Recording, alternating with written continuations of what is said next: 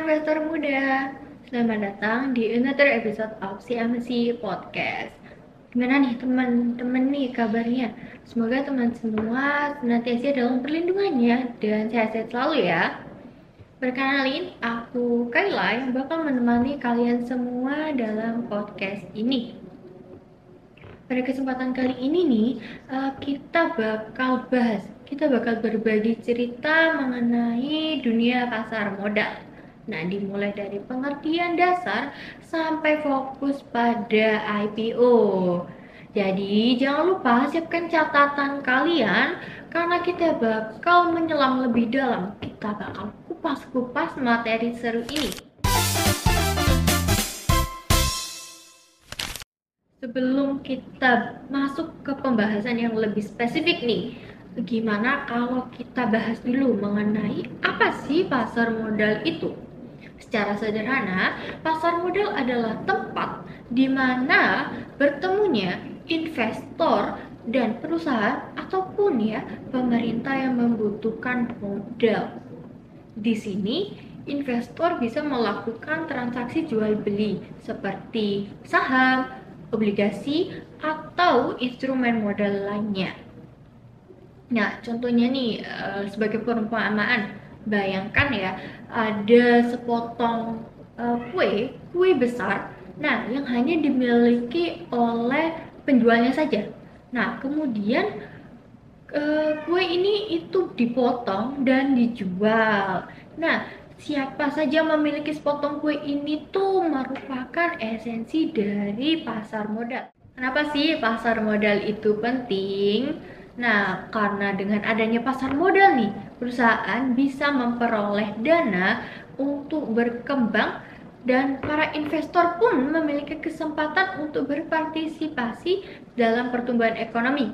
Disinilah kita mulai memahami nilai esensi dari investasi itu secara nyata. Dari pengenalan singkat tadi tentang pasar modal, tentunya masih banyak pembahasan lainnya yang bakal menarik untuk dibahas. Nah, salah satunya adalah proses initial public offering atau yang lebih dikenal sebagai IPO. Nah, untuk membahas secara mendalam tentang IPO ini, di kesempatan ini aku udah ditemani bersama pembicara kita atau tamu kita yang hebat nih tentunya. Gimana kalau kita sambut Kak Norman? Halo Kak. Halo semua, kenalin aku Norman Dinata, asalku dari Jombang. Aku mahasiswa dari Prodi S1 Manajemen Fakultas Ekonomika dan Bisnis Universitas Negeri Surabaya. Aku di sini di UNESA juga bergabung di UKM Capital Market Community Fakultas Ekonomika dan Bisnis Universitas Negeri Surabaya. Halo Kak Norman. Halo Kaela, halo semuanya. Gimana nih kabarnya Kak nih? Alhamdulillah baik sih, baik. Baik, alhamdulillah. Alhamdulillah. Kesibukan juga apa nih kira-kira? Kalau kesibukan sekarang itu apa ya? Biasa sih. Apalagi sorry, nggak ada sih sebenarnya. Soalnya kan ada tapi nggak ada gitu lah. Ada nggak ada, berarti Sekarang sih. ada ini ya. Nah, bener banget. Itu sih. Sekarang kan lagi deket-deket UTS nih. Jadi mungkin ya sedikit apa ya? Nge-review ulang materi-materi UTS sebelumnya. Terus oh ya, kalau dari departemenku dari CMC itu, oh ya kebetulan teman-teman, saya dari Departemen Research and Analysis di CMC FEB UNESA. Jadi kesibukannya tuh kalau sekarang tuh lagi ada kepanitiaan, terus juga ada proker dari departemen yaitu company analysis. Jadi kalian semua jangan lupa follow Instagramnya CMC FEB Indonesia ya guys. Soalnya nanti di situ bakal banyak lah informasi mengenai pasar modal. Salah satunya company analysis atau analisa suatu perusahaan gitu. Itu sih. Keren banget, berarti ini bisa dibilang mahasiswa aktif ya Kak? Bisa sih, bisa. Tapi ya nggak aktif banget sih. Soalnya ya di lingkup ini aja sih. Kalau boleh tahu nih Kak, alasan Kak Norma nih join CMC itu kenapa nih? Terusan atau Kakak tahu CMC itu dari mana? Dari teman Kak, atau dari kenalan Kak, atau dari medsos? Itu boleh diceritain nggak? Oke, sebelumnya semua itu berawal di tahun berapa ya, tahun waktu kelas 11 pokoknya. Oh, Jadi masih waktu muda. itu aku di maaf Iya, nggak saya apa-apa, santai aja diundang. kok Kak. Saya Aku di juga boleh. iya ya. Saya di waktu itu ikut ROPST, apa namanya, PT Gudang Garam TBK waktu itu. Kebetulan waktu itu juga banyak kenalan sih teman-teman gitu. Nah, salah satunya itu ada kenalan dosen. Jadi biasanya tuh ngobrol-ngobrol apa ya? Banyak lah tentang gimana apa ya? Ya jelasnya itu tentunya mengenai saham dan pasar modal Iya, sih. iya. Nah, terus habis itu sama dosen tersebut itu disaranin buat gabung di KSPM waktu itu, kelompok studi pasar modal. Oke, oke. Kalau setelah lulus dari SMA gitu maksudnya. Terus habis itu aku cari tahu ternyata di UNESA tuh ada gitu, di FEB itu ada namanya itu Capital Market Community. Jadi buat apa ya, menjalin relasi sama menambah apa ya, wawasan dan belajarlah dari teman-teman yang lain mengenai pasar modal. Akhirnya joinnya di CMC gitu sih. Oke, berarti dari awal nih, Kak Normal tuh udah ada ketertarikan mengenai pasar modal gitu ya, Kak? Iya, iya. Oke, Iya. keren banget itu, Masya Kak. Allah, terima Masya kasih. Allah, makasih. Kira-kira nih, selama join CMC nih, Kak Norman tuh udah tahu apa aja sih mengenai pasar modal itu? Hmm, gimana ya? Pasar modal itu tempat atau wadah di mana masyarakat ataupun institusi atau yang biasa disebut dengan investor itu bertemu dengan perusahaan atau pemerintah yang membutuhkan tambahan modal gitu sih. Iya, iya. Jadi di pasar modal itu kita bisa bertransaksi saham ataupun reksadana ataupun obligasi ataupun instrumen keuangannya lainnya gitu sih. Ya gitu aja sih. Oke, terus aku tadi sempat searching-searching gitu ya. Kan di pasar modal tuh ada instrumen. Tadi Kak Norman juga ngomong ya. Yeah. Kira-kira tuh instrumen itu apa aja sih Kak? Karena kan banyak tuh ya, ada saham, obligasi, terus apa lagi tuh reksadana ya kalau Iya, nggak iya, salah. reksadana. Nah itu kan aku rada belum ngerti nih. Boleh dijelasin nggak sih Kak? Gitu.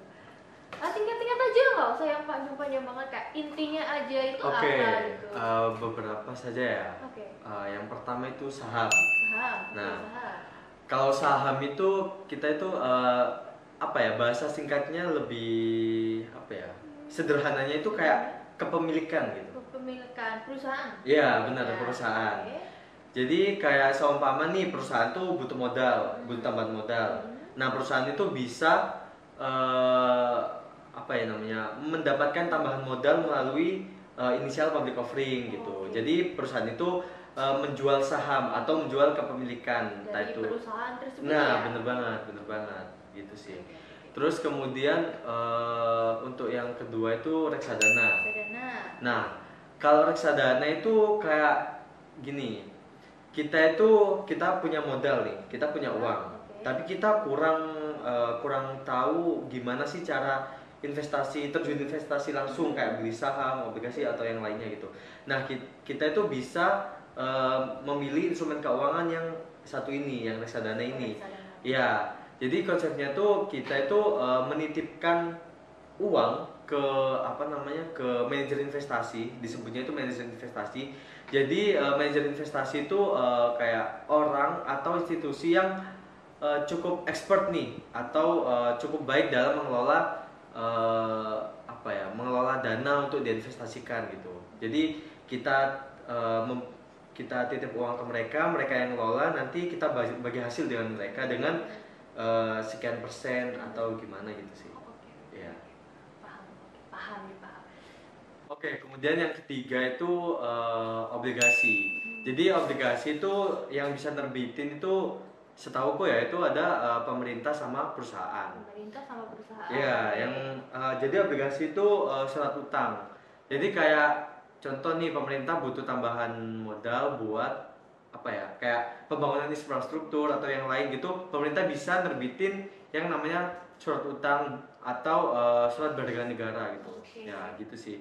Dengan terus keuntungan investor dari mana sih kalau obligasi itu? Nah, jadi kalau obligasi itu investor itu keuntungannya dari apa namanya? Dari kupon atau bunga yang telah ditentukan dari awal Oh, gitu. kayak ada perjanjiannya gitu Nah, ya? betul, Oke. betul, betul. Adanya surat utang tadi itu disertai dengan perjanjian untuk Iya. pembayarannya gitu. Iya, jadi ada kayak tenornya, ada yang berapa ya? Untuk jangka waktunya saya kurang tahu sih. Oh. Iya. Gitu. Oke, jadi yang keempat itu ada namanya ETF. ETF. Ya, Apa ETF tuh, Kak? itu Exchange Trade Fund. Jadi dia itu kayak apa ya?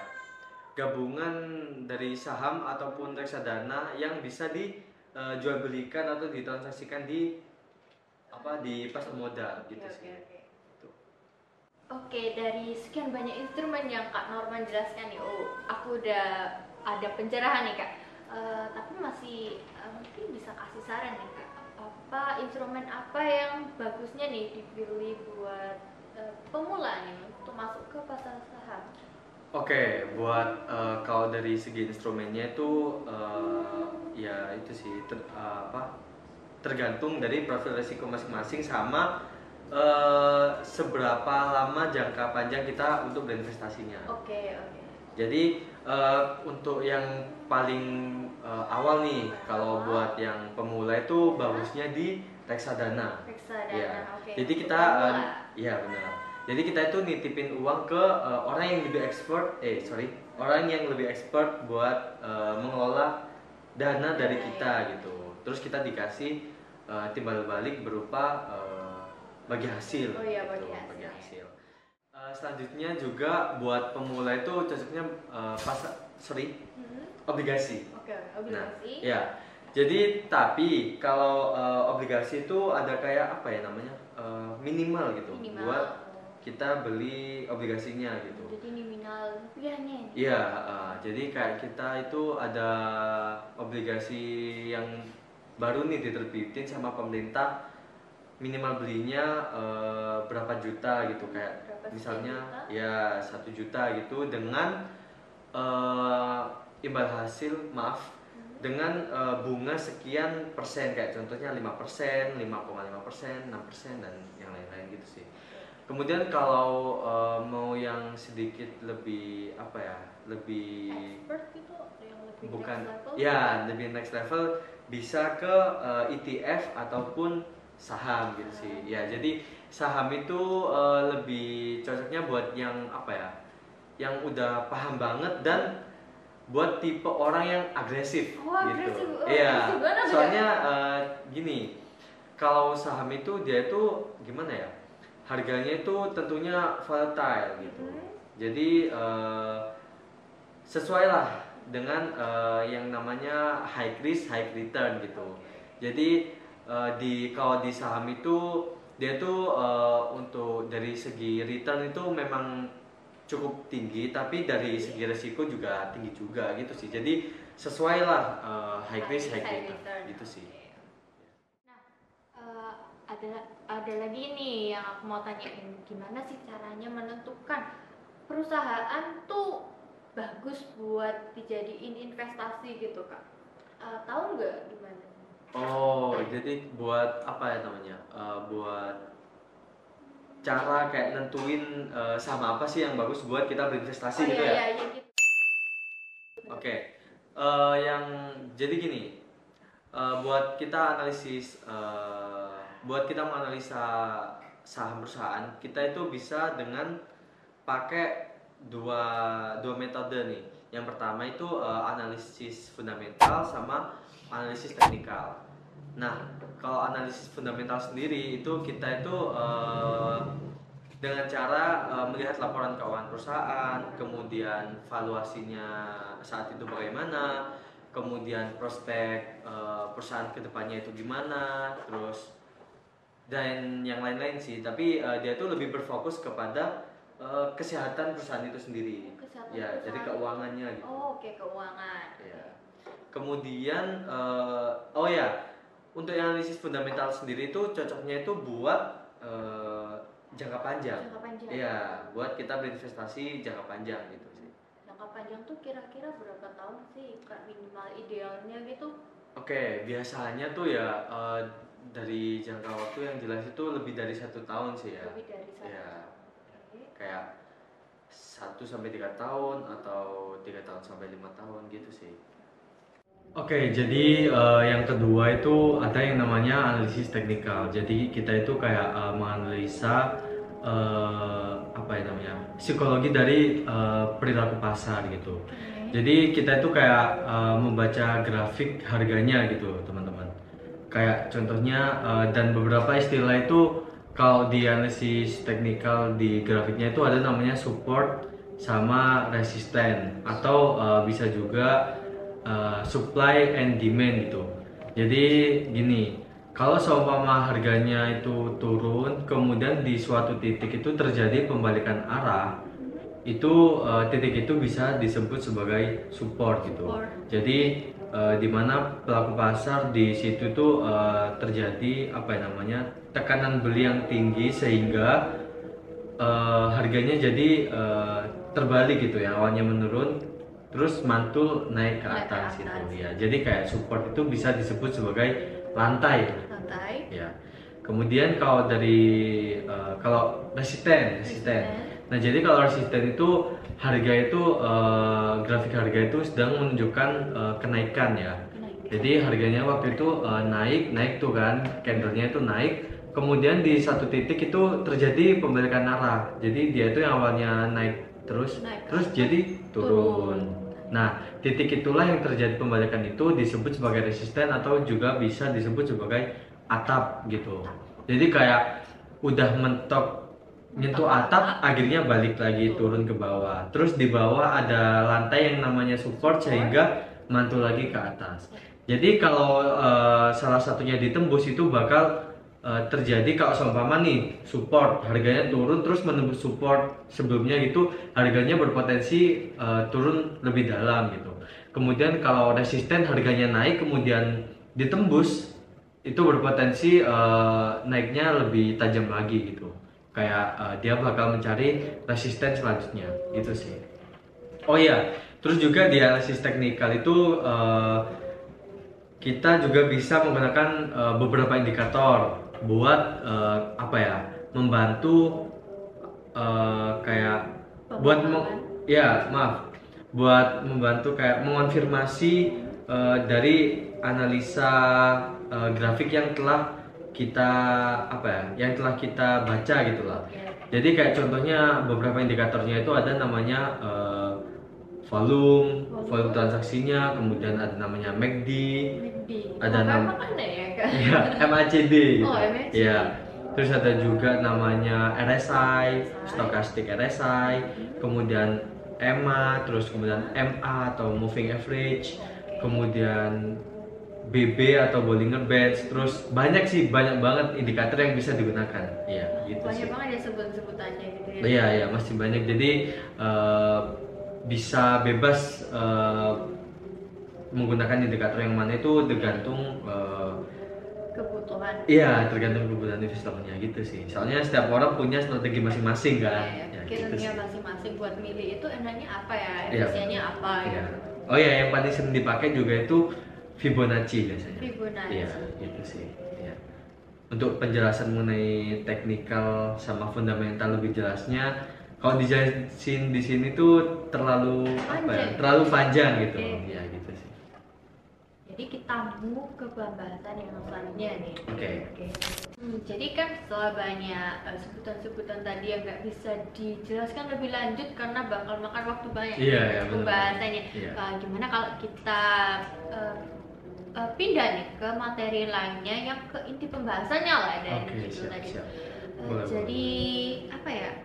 Menurut Kak Norma nih, Iya. IPO tuh apa sih Kak? Dan gimana sih strateginya itu buat kita bisa meraup cuan dari IPO itu?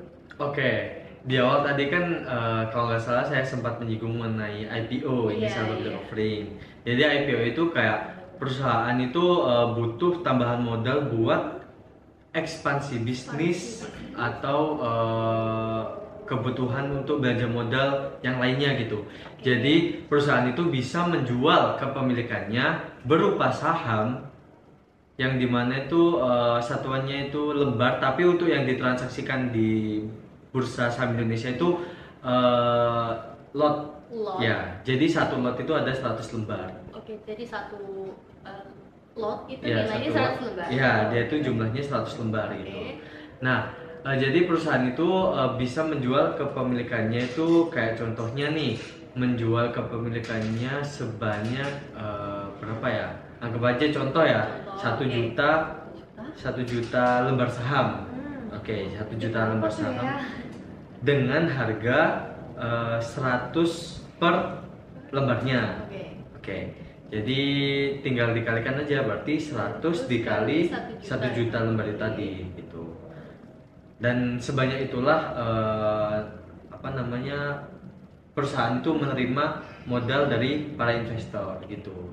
Jadi apa namanya, investor-investor itu juga diberi kesempatan buat pesen terlebih dahulu melalui web eIPO.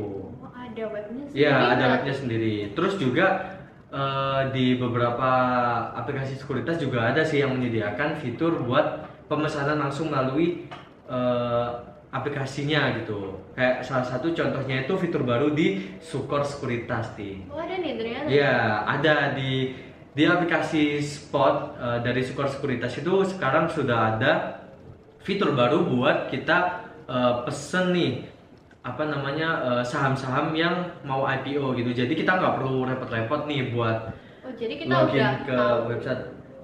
Kita nggak perlu login ke website, kemudian apa ngurus kayak daftar segala macam. Jadi kita tinggal ngeklik di aplikasinya, dah langsung sisanya yang mereka yang ngurus gitu. Oh. Nggak supernya yang ngurus. Oke, Gitu berarti sih. simple banget nih. Iya. Tinggal nyari-nyari ini Benar, pilih, benar. klik, udah. Iya, Mereka yang kita ngurus. tinggal nunggu apa namanya penjatahan sama ya penjatahan distribusi sama tanggal pencatatannya gitu. Oke. Iya. Terus menurut Kak Norma nih, kira-kira apa sih yang memotivasi perusahaan itu untuk melakukan IPO? Lalu keuntungannya dari perusahaan itu dan investor itu apa aja sih? Oke. Gimana nih? Oke, motivasi perusahaan Oke, untuk melakukan motivasi IPO perusahaan. Kak? Oke, motivasi perusahaan untuk melakukan IPO itu yaitu tadi perusahaan tentunya membutuhkan tambahan modal atau dana buat melakukan ekspansi atau pengembangan untuk prospek-prospek perusahaan kedepannya gitu. Jadi buat kayak gini, jadi kas perusahaan itu terbatas. Nah, buat nambah modal perusahaan itu ngejual kepemilikan, menjual kepada investor berupa saham. Jadi investor membeli, terus uangnya itu diterima sama perusahaan tersebut, gitu sih.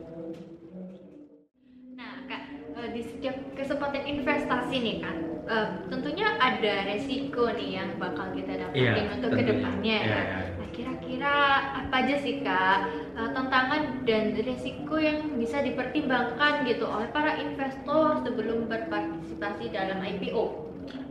Oke, yang namanya risiko tentu kayak kerugian yang berpotensi dialami sama investor kan ya. Iya, seperti itu. Jadi gini, kalau untuk dari segi resiko itu juga tergantung dari apa ya namanya perusahaannya yang Perusahaan yang kita mau pilih. ya yang mau IPO itu. Kayak contohnya gini, perusahaannya itu bagus apa enggak sih gitu. Terus habis itu banyak kayak faktor-faktor lain yang apa ya namanya yang iya yang mempengaruhi buat kayak bakal menguntungkan gak sih IPO ini gitu. Kayak contohnya ada namanya underwriternya, kemudian dari segi laporan keuangannya, terus dananya itu digunakan untuk apa, kemudian apa ya, yang lain itu kayak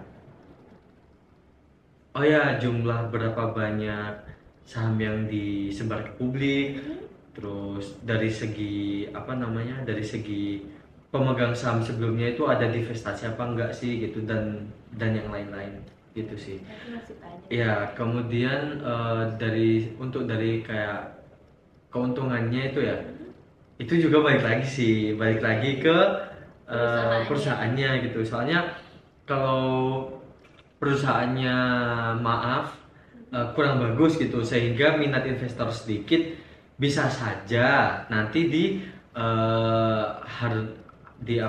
hari pencatatan itu harga sahamnya langsung turun, itu juga pernah kejadian, bisa sangat mungkin gitu.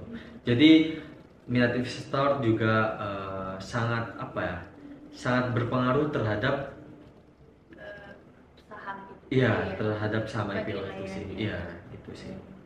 Lalu gimana sih cara buat analisis prospek saham IPO itu, buat sebelum membeli itu gimana sih kalau kita bisa tahu gitu? Oke, jadi kalau di web IPO ya, atau di aplikasi sekuritas yang mengenai apa namanya, di halaman buat pemesanan IPO, itu pasti banget itu disiapin satu bagian ada yang namanya prospektus sama ringkasan prospektus.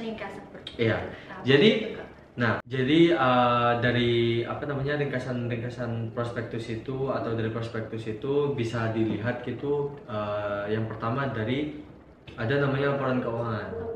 Ya, jadi kita itu melihat dia dari segi keuangan dulu. Dari segi keuangan dia bagus nggak, dia bisa mendapatkan profit nggak, terus pendapatannya itu tiap tahun naik atau malah menurun. Kemudian dilihat juga dari segi labanya juga, kemudian dilihat dari liabilitas atau utang jangka pendek, utang jangka panjang, dan yang lain-lainnya gitu sih. Intinya kita itu melihat kondisi kesehatan perseroan dari segi keuangannya. Ya. Juga banyak prospek apa ya, dari berbagai sisi yang bisa kita lihat gitu ya. Iya benar. Terus kemudian itu bisa juga dilihat dari seberapa banyak jumlah kepemilikan yang disebar ke publik. Nah, jadi kayak contohnya perusahaan ABC menjual kepemilikannya sebesar 10% gitu. Nah, 10% itu tergolong kecil. Kecil ya, 10% itu. Tergolong kecil. Soalnya kenapa sih? Soalnya beberapa perusahaan-perusahaan itu ada yang menjual sahamnya ke publik itu ada yang 25%. Intinya itu di atas 20%. Kalau di atas 20% itu tergolong cukup banyak gitu sih. Ya, soalnya semakin banyak saham yang tersebar di publik itu juga kurang baik untuk perusahaan gitu. Berarti bukan malah baik ya? Iya, kalau semakin banyak, ya. Kemudian selanjutnya juga apa namanya, bisa dilihat dari underwriter-nya nih. Underwriter? Iya. Gitu kan? Nah, underwriter itu bahasa Indonesianya itu bisa disebut juga sebagai penjamin emisi efek.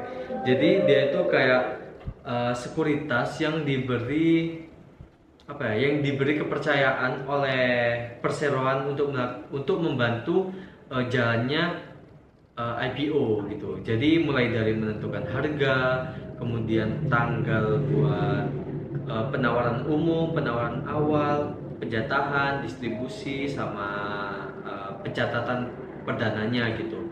Jadi intinya itu sekuritas juga bertanggung jawab penuh lah buat terilisnya saham tersebut di publik gitu. Jadi kayak contohnya beberapa underwriter yang bagus nih ya, tapi disclaimer ya, saya berdasarkan pengalaman pribadi itu ada yang pertama itu LG atau Trimegah Sekuritas, ada juga HP atau Henan Putih Rai Sekuritas. Terus apa lagi ya? Saya lupa soalnya. Banyak sih, tapi jadi kita bisa cari aja di internet gitu, kayak track record underwriter ini bagus gak sih selama mengawal saham di IPO sebelumnya, kurang lebih gitu. Kemudian juga dilihat dari valuasi. Evaluasi. Ya, valuasi itu gini, kayak kita lihat dari PBV sama pernya gitu. Ya. PBV itu price to book value. Jadi harga yang ditawarkan ke publik dengan harga yang harga wajar perusahaannya itu seberapa seberapa kali lipat sih gitu. Kayak contoh, kalau perusahaan itu PBV-nya di atas, kalau ini kita bahasnya IPO ya. Oke. Kalau PBV-nya di atas 5 itu tergolong sedikit cukup mahal ya. Tapi ya tergantung lagi sih ke perusahaannya bagus apa enggak dari segi-segi yang lain ya, keuangan Android atau yang lain-lainnya gitu. Terus juga dari price to earning ratio. Jadi harga terhadap laba perusahaannya itu seberapa besar gitu loh. Kayak contohnya perusahaan ini pernya di atas 30, nah itu tergolong sangat mahal. Jadi semakin besar angka per, semakin mahal valuasi dari saham perusahaan tersebut gitu sih. Jadi semakin mahal tentunya kurang worth it buat dibeli gitu Makin kan ya. dipikir-pikir lagi worth it Iya, nggak ya beli iya. ini. Terus selanjutnya juga ada nggak sih exit liquidity atau kayak gini, divestasi gitu loh. Kayak contohnya gini, kayak contoh di IPO sebelumnya yaitu Mr. DIY. Bisa di Dengan kode emiten MDIY. Jadi di situ tuh waktu itu dia tuh waktu IPO pemegang saham sebelumnya itu melakukan divestasi atau mengurangi porsi kepemilikan dari sebelumnya gitu. Jadi contoh saya selaku pemilik perusahaan mayoritasnya gitulah, pemegang saham pengendali sebutannya, itu menjual saham, jadi menawarkan melalui initial public offering, menjual saham kepemilikan saya sebesar 5%. Nah itu mengindikasikan bahwa IPO perusahaan tersebut itu kurang baik. Kenapa? Karena dari pemegang saham pengendali sebelumnya saja malah menjual kepemilikannya. Jadi dia itu kayak mengindikasikan berarti prospek perusahaan untuk kedepannya itu kurang bagus gitu, sehingga pemegang saham pengendali sebelumnya itu mengurangi porsi kepemilikan dari perusahaan tersebut gitu sih. Lalu menurut Kak Norma nih, strategi apa sih yang bisa didapatkan untuk mendapatkan keuntungan dari saham IPO tersebut? Oke, jadi gini,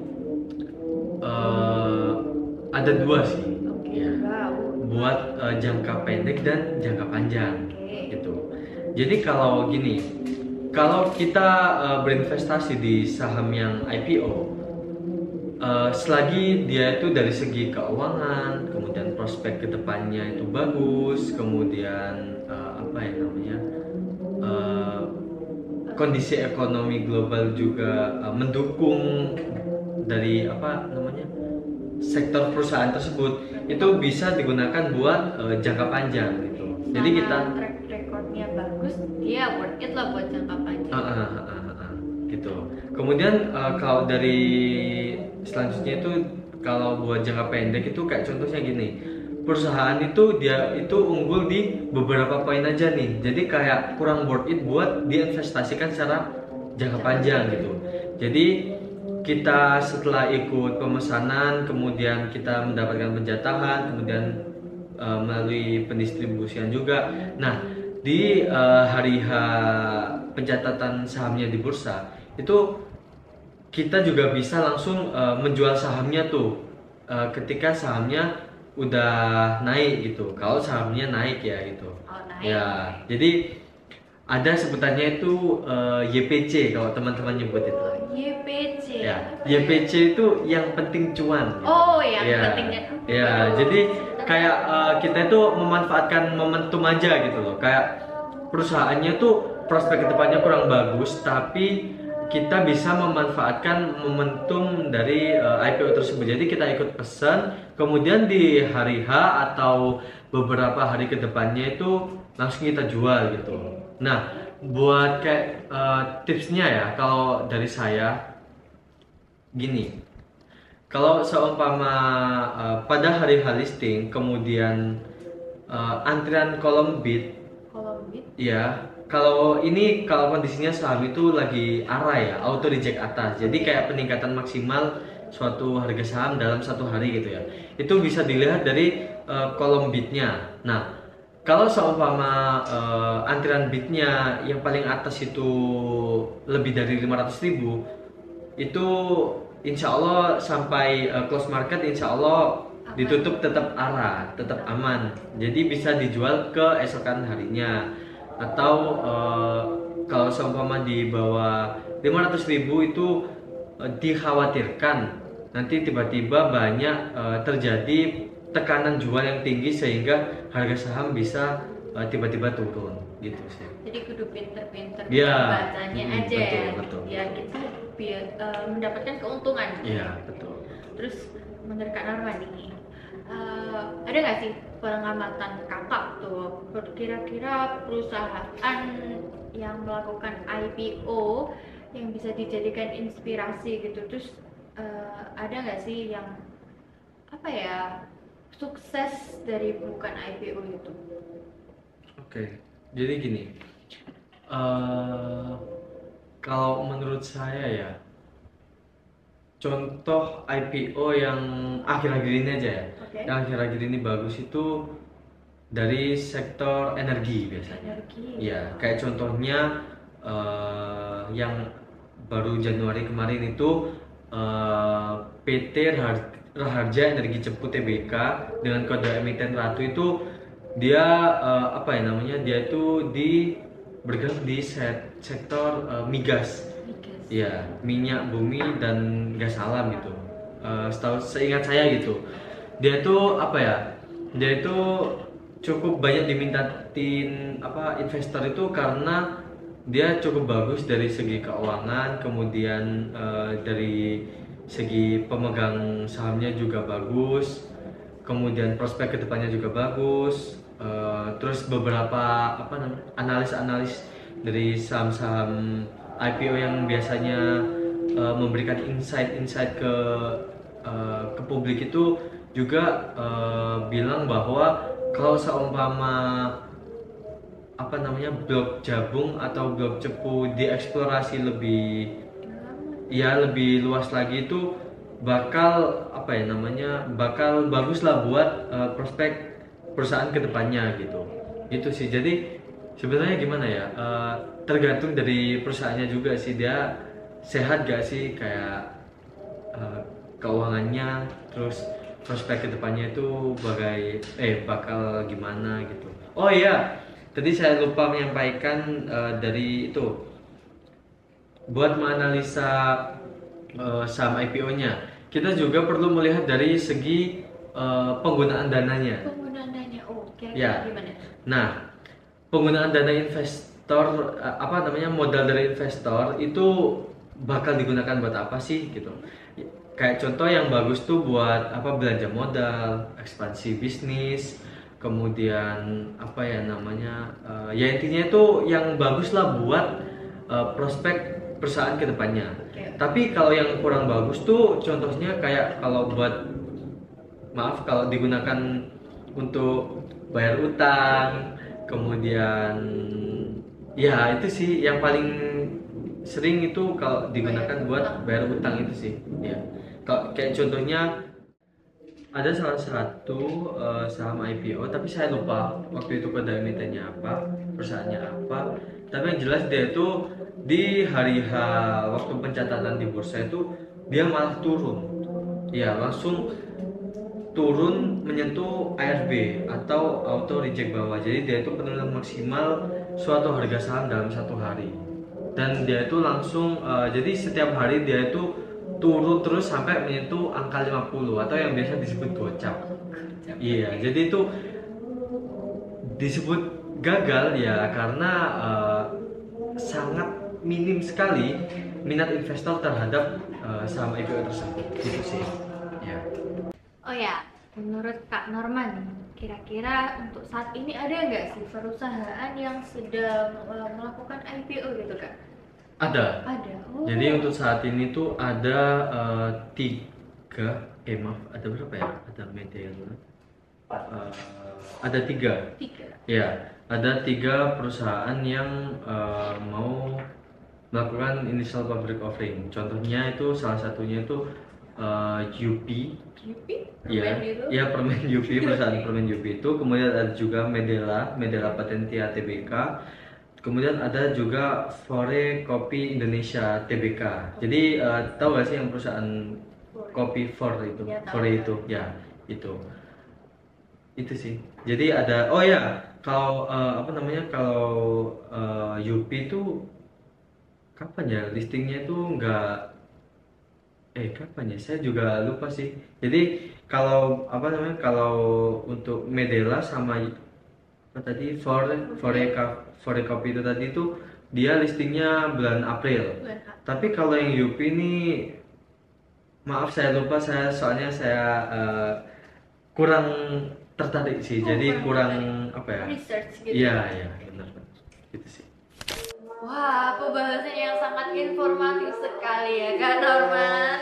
Daging banget nih materi pembahasannya. Terima kasih banget nih kepada Kak Norman ya. Makasih banget terus sebagai sudah datang nih sebagai pembicara podcast kali ini. Terus juga pembahasannya tadi yang jelasin tadi tuh udah bener-bener mengupas banget nih ya mengenai pembahasan IPO dari berbagai sisi.